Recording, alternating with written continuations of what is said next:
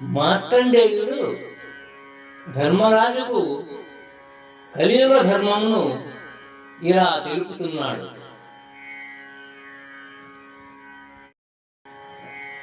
సత్యంబునరులకు సంక్షిప్తమగు, సత్యంబునరులకు సంక్షిప్తమగు, సత్యహానిన ఆయువు కడు నరిగిపో,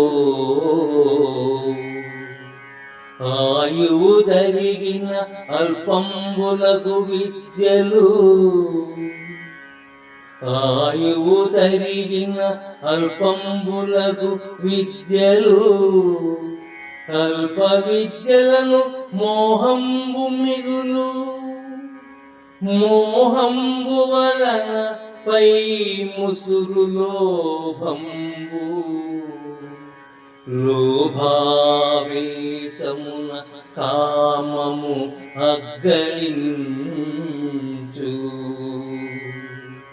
కామంబు పెంపున గడగు క్రోధంబు, కామంబు పెంపున గడగు క్రోధంబు, క్రోధంబున వైరమెంతయును బెరుగు,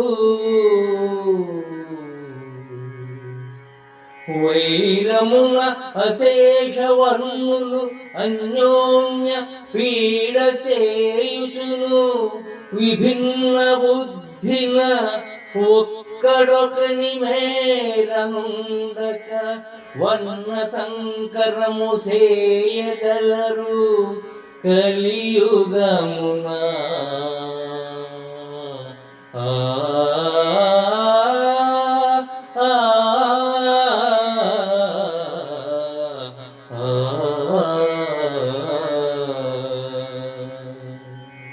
కలియుగములో మనుషులలో సత్యము తరిగిపోతుంది. సత్యహాని మూలంగా ఆయుర్దాయం తగ్గిపోతుంది. ఆయుష్ క్షీణించడం వలన చదువులు తరిగిపోతాయి. అల్ప విద్యల వలన మోహం ప్రబలుతుంది. మోహం ప్రబలడం వలన లోభం పై క్రమ్ముతుంది. లోభం విజృంభించడం చేత కామం అధికమవుతుంది. కామం వలన కోపం ఏర్పడుతుంది. క్రోధం అతిశయించడం వలన పగ ఏర్పడుతుంది.